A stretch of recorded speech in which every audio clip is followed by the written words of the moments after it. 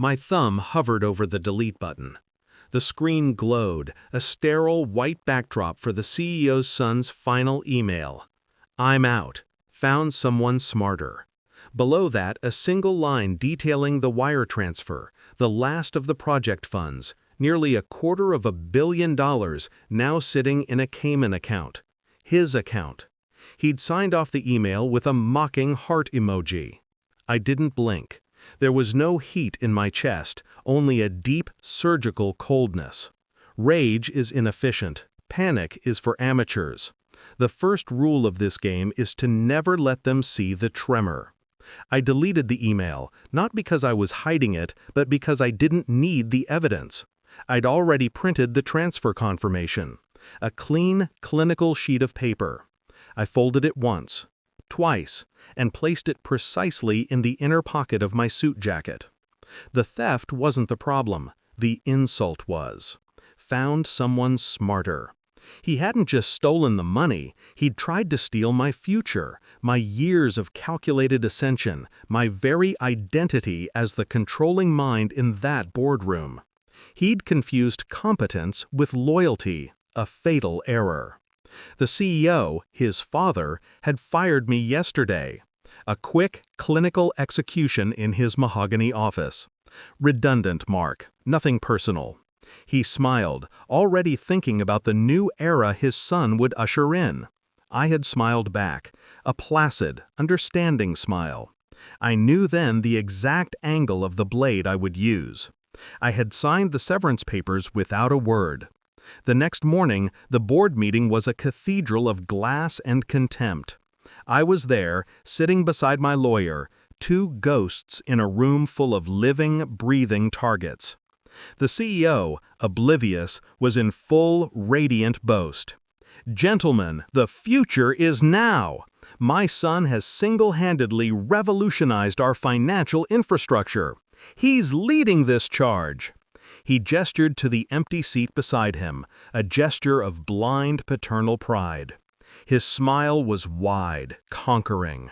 This was my moment, the moment the trap closed. My lawyer cleared his throat, a sound like gravel on marble. Minimal, but powerful. The CEO paused, his smile freezing, annoyed at the interruption. The lawyer unfolded the document. Not the wire transfer, not yet, just the severance agreement. The document I signed yesterday.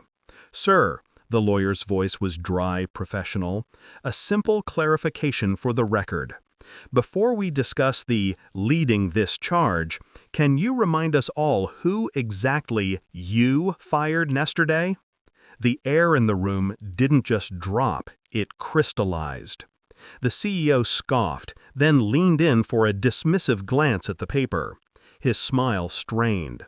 Then he looked at the signature line, the signature of the terminated employee. The employee now legally barred from all company systems, with his access revoked exactly 24 hours prior.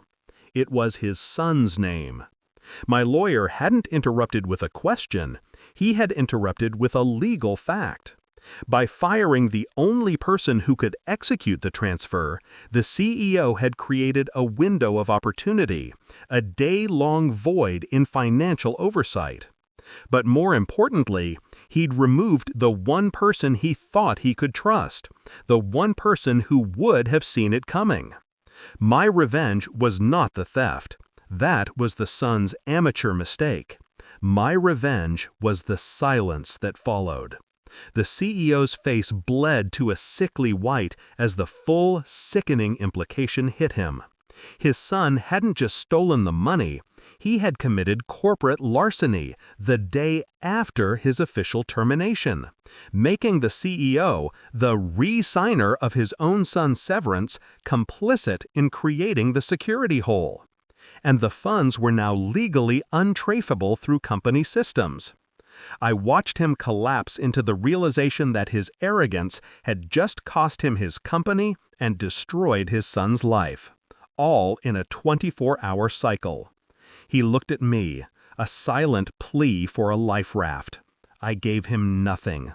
Only the cold, dark satisfaction of a job done with surgical precision. I stood, adjusting the cuffs of my suit.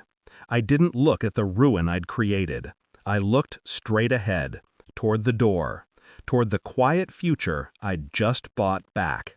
No pity, no quarter. The smarter one always wins.